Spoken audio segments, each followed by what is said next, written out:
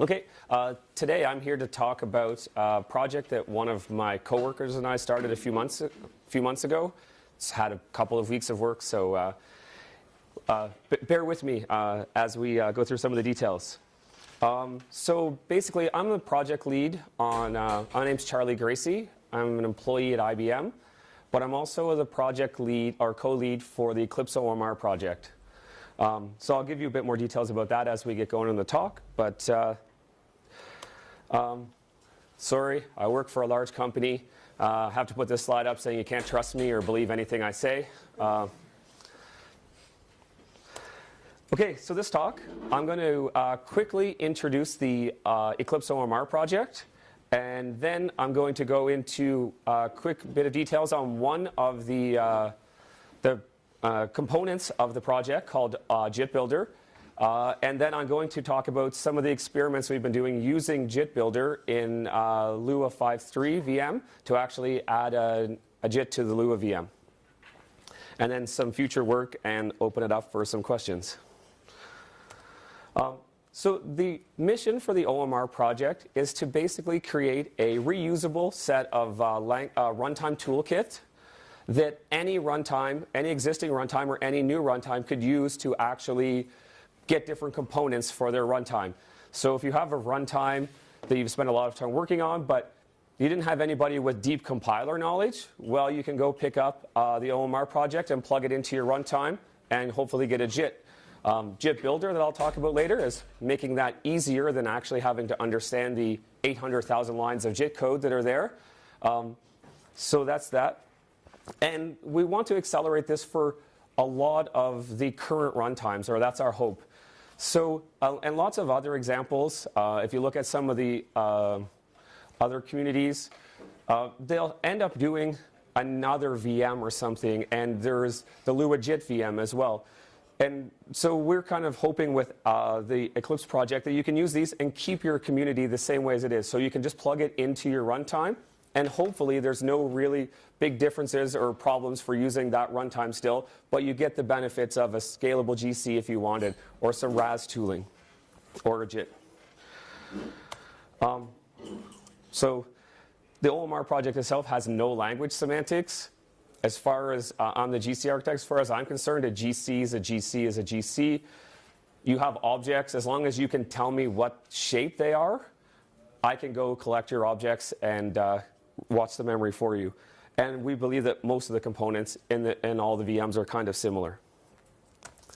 So it was originally, the first drop of the code was last March. It's on GitHub. It's dual licensed under Apache and Eclipse. We're always looking for contributors. So right now, this is sort of a quick overview of the components that happen to be there. So if you have a runtime that wanted something, you might be able to consume the one from OMR. The first two are sort of for platform support.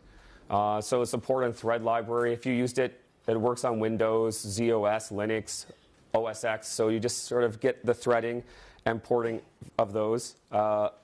GC, a JIT, and then some more sort of diagnostic stuff that you would see from runtimes like Java that you could hook up and monitor at runtime how your application is going, the heap object allocation, and all of those things.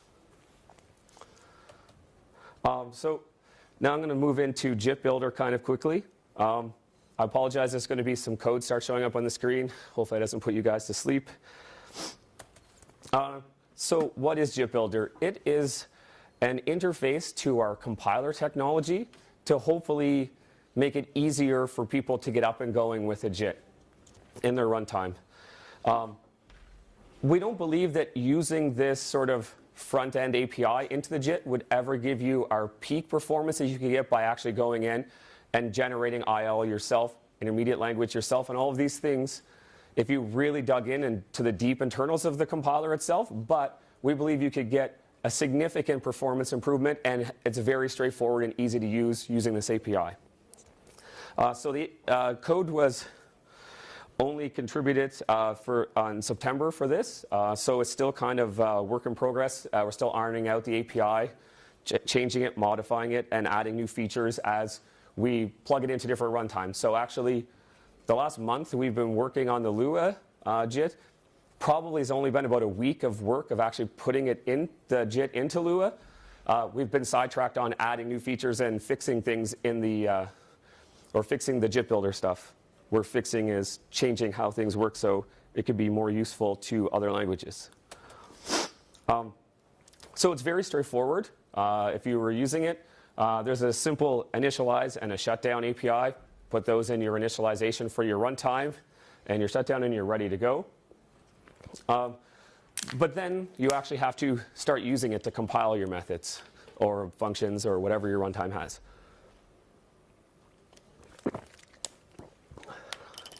So that's the bit of the complicated part. So to do this, we've created a method builder. If anyone is familiar with LLVM stuff, some of the terminology is pretty similar, I've noticed recently, as you're doing the same types of things, so it kind of makes sense, I guess. So this method builder is basically what you would use to define what a method is in your runtime. So any parameters that it would have, what the type, like what's the return you want back, and gives you, and all of the stuff being generated is actually done using system linkage. So basically, it's like making a C call when you want to call one of these JIT functions. There's more tricky things when a JIT's calling the JIT later on, but for most part, it's like a C call. So, the two main parts of the method builder are the constructor, and then there's this build.il method. And I'm going to go into an example to sort of describe those quickly before I move on to the Lua versions of it. So what can you do with JIT Builder? So it basically has these types of operations. So you have all your primitive data types. Of course, you want to be able to do all of your arithmetic, add, subtraction, divide, all of those types of things exist. Then there's conditionals and different systems for doing loopings and those types of things. And then there's a generic call that you can call any other arbitrary C function. Just tell it the function name, give it an address of where it will be, and pass it the right parameters. So most of the operations, used to say operations are typeless, now they're mostly typeless. A few of them actually need to know the type. Once you've been working with JIT Builder, if you have an value that you're passing around doing stuff with, it has a type. So most of the time you don't actually have to say, I don't want to do an add 32. If you're adding two things together, you're saying add on them. If they're both ints, it's going to do their proper one. If one's a larger int, it'll do the right extension or tell you you need to convert it yourself. But there are a few things like load and store at, which are for indexing things out of array type data on your memory. So a simple method builder example. So right away, one of the first things you do is you need to give a name, because these are basically C functions. They can be called by name, and we're setting up a proper C stack for everything. So you name them, and that also allows the JIT builder itself to be able to call from one to the other. Parameters. So this one is simply going to do an increment. So it takes an int. Return type is also an int32. Type dictionary is a list of types. So you can actually define your own type. So when we get talking about the Lua one later, if anyone's familiar with the Lua VM, there's the Lua state, there's call info, all of these things. We actually go and have a mapping defined of all of those structures so that we can actually, if we get the main parameter when we get to the Lua one will actually be the Lua state. That's what's passed into the function. So to be able to get everything off of it, we can do a bunch of like load in direct instructions or things, and we just pass it the field name that we want out of the particular one. So these type dictionary allows you to use the generic int, Boolean, or double. It's probably not a bool. But then also define your own complicated ones. The Lua ones have actually driven a lot of change in because the structures there are full of unions. It's a union of all these different types. So we didn't actually support that before, so that's been most of our work in making sure we can alias the types properly on the JIT side. And then the other part, so that was the constructor. The body of the function, the build.il, would just be add this value that's passed in as a parameter to a constant one and return the value. So in the end, that would actually just generate some very simple C code for taking what was passed in a register on x86, adding 1 to it, and putting it in the proper register to return. That was the value that we were talking about. So one other thing about the builder stuff is to actually be able to do control flow, so different code paths. So if you were looking at a method in the interpreter for Lua, something like add. If your type is an int, you do this type of add. If it's a float or if it's just a number, you do a different type. So to be able to handle these control flows, we have basically this stuff set up so that you could actually do different builders. So this one is you create a couple of builders so that you could do the pass with them. Then you would do if then else. So in this case, the then and else path are the builders that would be executed depending on the condition. So the condition here is less than, if A is less than B, then you would do the if path, the then path, or otherwise you would go down the else path. And this is just going through quickly, talking about what the value would be in the end, either 1 or 0. So again, type dictionary to cover this quickly. So when you want to define a struct, and now you can define unions, basically what you would do is you give it a name for the struct, and then everywhere inside you would actually just give it that same name, and then you just give it the name of the field. So usually you make these match up to the C struct or the C++ class. We're looking at trying to find some way to actually have this automatically do it for you. If you could give it the header file that it's contained in and say generate me one for this struct, but that's just something we're looking into for the future. And one last thing about this is most of the JIT builder stuff is very generic, so you could use it for anything. You could go write your own little program to do whatever you want. But to actually make it easier to do interpreters, which is kind of the focus of what we're looking at, we've gone a step further and kind of created this bytecode builder or opcode builder, depending on your runtime, which allows you to do, it handles a lot more of the flow for you, because if you look at some bytecodes like jumps and gotos, they actually can sometimes fall through or go somewhere else. So to actually keep the IL that we're generating a lot cleaner and make it a lot easier for the JIT to optimize, we've gone and added this so that we can give hints at least how the control flow is going to happen. There's a great talk on this that I have the link to here. One of my coworkers.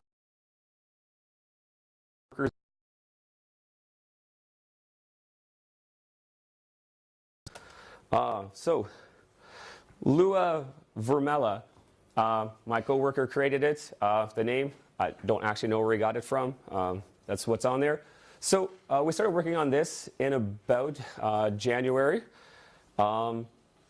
So it's there, it's on GitHub, it's under his right now. We're not sure if we would ever move it anywhere else if anybody cares, but so that's the link for it.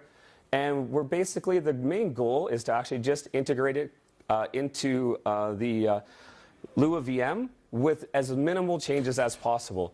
At this point, we're at only about 30 lines of code, I believe. It'll be on a slide later, of changes to actually be able to use the JIT.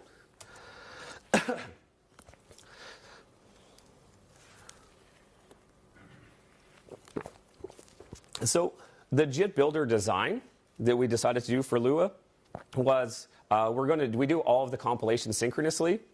We could have another thread or something to go do some asynchronous, but which is probably a future. But for now, we just do it asynchronously after so many executions of the method. I don't remember the number offhand, but I believe it's 10 or something right now. After you've executed something 10 times, you will go and JIT it, and then from then on, you'll execute the JIT it version. So the major change to the interpreter was in do call in the interpreter.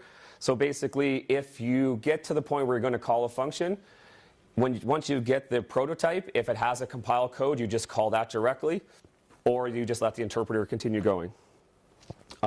We keep the Lua state and call info up to date everywhere. This allows us to fall back to the interpreter at any point we want. It causes a bit of perf loss here and there because we're updating things needlessly at times. But for now, right now, the whole idea is we'll just keep it completely up to date. And at any point we make a decision or we see something that goes against our decisions we made in the past, we just fall back to the interpreter. And that's, we let the interpreter handle all the complicated cases right now. So the Lua function builder method will look pretty similar to the basic one I showed before. But really the main thing we take in for parameter is the prototype. So in the Lua VM, anytime you have a function that you're going to call, there is a prototype, this protostruct, and we use that to actually go and generate all of our code because that has the pointer to your your array of opcodes and all of those things. So build IL for it. The first thing I do is this code is not complete. It would not fit on one page. Be multiple pages, so I just have some quick examples of what the code looks like. So create the bytecode builder so that we could go and generate all of the code. The first thing we need to do, so this kind of looks very similar to the top of the bytecode loop in the interpreter. So you go fetch the call info off of the Lua state, and you fetch base, which is the base for where all the registers are that are going to be used. And then you fetch the next you would loop over all of the instructions for the code. And then you switch on the code and handle the appropriate ones. So this looks a lot like the interpreter itself. So if we really wanted to be crazy, we could actually go and macro up the interpreter itself so that the code could actually be shared. But that really complicates the code on the interpreter side for no real reason. Having this loop over here as well doesn't hurt anything. So we've opted to do that. So that was do move on the screen a second ago. So this is basically the code from the interpreter for do move. It copies the value from register RB into RA. Very straightforward. So the JIT builder version of do move. So the first thing I'm going to do is get RA. So I'm going to go load that guy. And then I'm going to get B. So RA, we know that basically every opcode uses the RA register. So we load that all the time in the main loop. It's always up to date. So, but here I'm going to go, we have another convenience helper just for going and fetching the RB for us. So call that. And then it's basically the same thing. We have a helper for set object, which is down below here where we just fetch value and type out of the source object and store them into the destination object. So that would be generating complete IL for that function. But to start off, and actually the very first thing we did is we actually didn't implement IL for any of the methods to start out. We actually just went and basically took the interpreter and created little C functions for every piece of code that was in there. And that actually kept us very honest and making sure we do keep the state and everything up to date all the time because we were actually just relying on the helpers for everything. But this is an example of when we haven't gone back and actually generated the IL for it in particular. So the AND one. So all basically we have is a function that we call for this one. So you have a bunch of the code happening in line, and then you would see a call out to some C function and then continue exiting in the JIT. It's not falling back to the interpreter. This is a helper that we've created. So the VM band, anytime we make a call, because we have base stored in a local for us, we always make our helpers return base in case the stack happened to grow or something. Again, it's pessimistic at this point. We could be more clever, but we just always do it for now because we don't have, the expectation is we won't be calling these helpers very often because we'll finish implementing the code for the rest of them.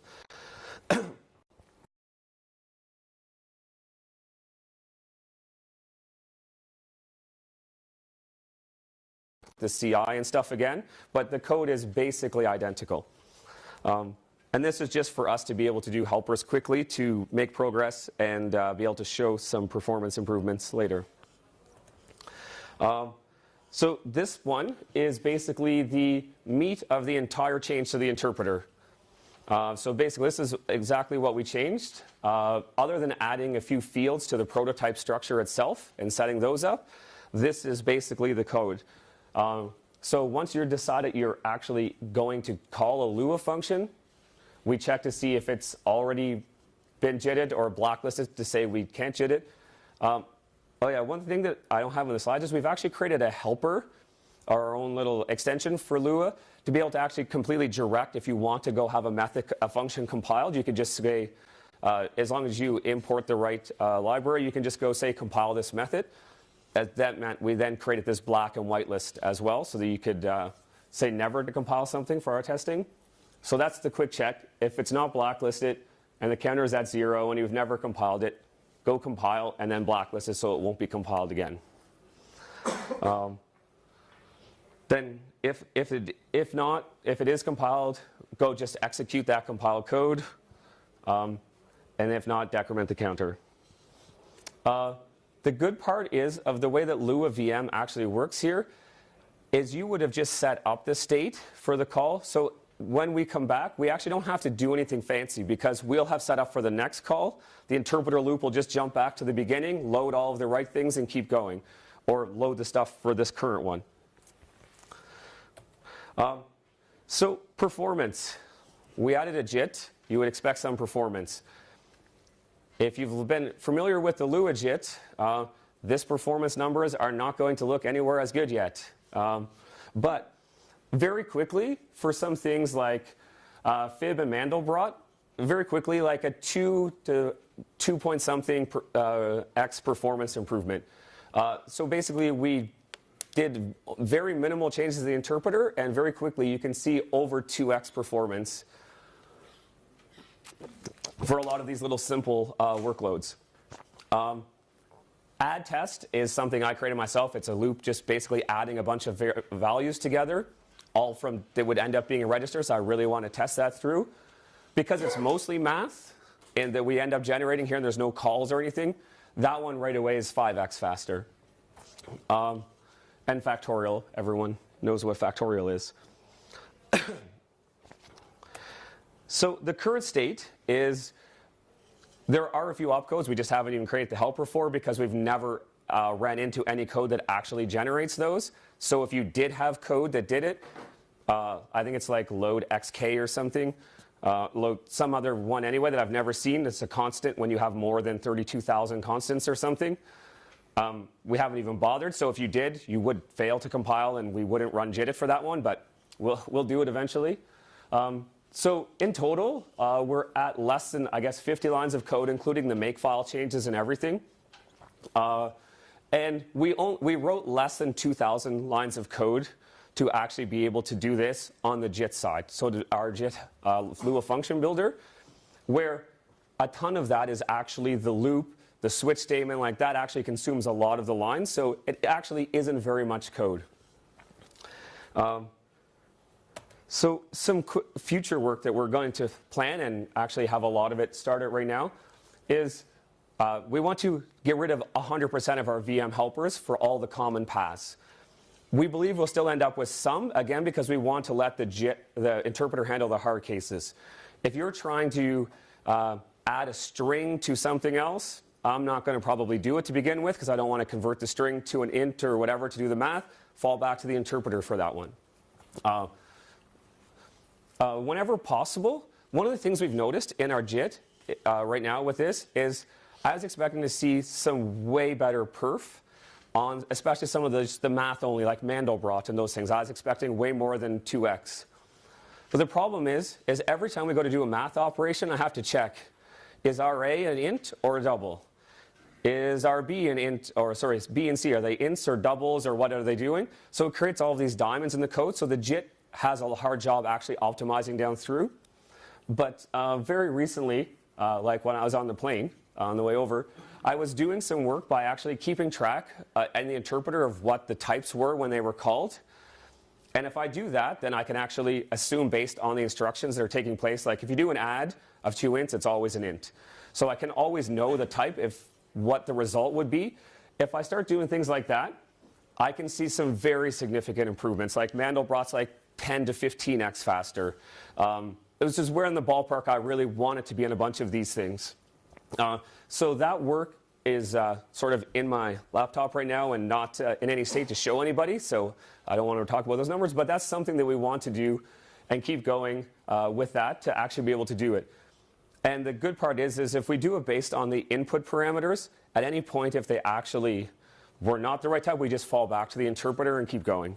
You would have a big perf loss if you called them in opposite order all the time, like if you pass it an int now, then float, then int. But we also quickly hacked in that if you ever fall back more than n times from the interpreter, we could actually go back and re-JIT without the other information, so that then you could handle you would do the checks in the JIT, but you could do more and still get the 2 to 3x perf. So to quickly wrap up, just to cover again, our mission for OMR is to kind of make this toolkit available for these other runtimes. We really don't want to create a new community. We don't want to do anything to harm any of the communities. We actually are just trying to make these available so that they can work with the communities that are already there. A lot of these languages have very large communities. So we're hoping that we can work with them, and not saying our tech's the best. Actually, the more people that use it, we may actually get some improvements ourselves by having some of the other smart people working on these things provide stuff back to us. Check out our Lua VM from the link if you want. Give it a compile, use it. It should be fairly stable. We test a lot before we commit anything. And again, that's just my quick contact information and the link again here to the Lua VM. That's it. Any questions? I don't have a question slide. I'll go left to right back here. One of the big strengths of Lua VM is that it's small. Yep. What kind of footprint does OMR have? So on disk footprint, right now we've increased, I want to say it's a couple of megabytes that we've increased. I can get the actual number. It's 150, I believe. 200. The original Lua, I believe, is 150. K? K. Yes. And we're like a couple of megabytes. Yes. Okay. Yep. Yeah. Did you do you depend on specific flags in Lua, in the Lua config file, for instance? If you change the number type does it still work? Yeah, it still works. So we actually, when we create the structures that we do all of those things based on, we actually are doing it based on whatever the size of Lua integer and all of those things. For what we've tested, it all seems to be working that way and going. Because you were talking about, for instance, coercion, but you can disable that. So you can say, I want no coercion between strings and numbers. Yep, exactly. And then we would never have to jump back, exactly. We're starting to put some of those checks in as well as we keep going, but for now we just bail on everything we don't recognize. Here. Do you plan to extend that to other languages except for Lua? That's one question. And the other, do you believe you can get close to Mike Paul's Lua JIT? And if not, why choosing Lua then for this example of your JIT builder? I'm sorry, please repeat questions for the Oh, yeah, okay, sorry. So the first question was, are we planning on using this for any other languages? And the second question was, do we believe we can get anywhere close to the Lua JIT performance? I believe you said Mike Paul is the guy's name? Yeah. So the first one, yes. I've got another small language that I've implemented this for that is not really used anywhere. It's a small talk derivative. Again, that was just our first prototype of it. We are doing this for Ruby MRI as well, not using JIT Builder, but the JIT itself directly. We've had people present at the last 2 Ruby Kagis for that. That's making slow progress. Ruby's actually very difficult because for MRI, all of the class libraries are written in C, so it's very hard for us to see through it. You have to actually write a bunch of the code in Ruby to make it easier, but it's used in our IBM's Java VM. This is actually 100% consumed back into our builds every day for Java. And we're looking at a few other things at this point, but nothing concrete enough to bother talking about. And the performance, I don't know. I have to do more comparisons. I saw quickly his chart on the perf for a bunch of things. Lots of things were in the 10 to 40x. That's completely doable, depending on what we can do here. But then maybe I missed some. Maybe he's got 300x on some things I didn't see. So did you measure the performance at all for this? Of this, yeah. So for a lot of these things, I'm 2 to 5x faster than the interpreter by itself, but I haven't done any direct comparisons to the Lua JIT itself. Which interpreter? Lua interpreter? Yes, or Lua JIT? interpreter.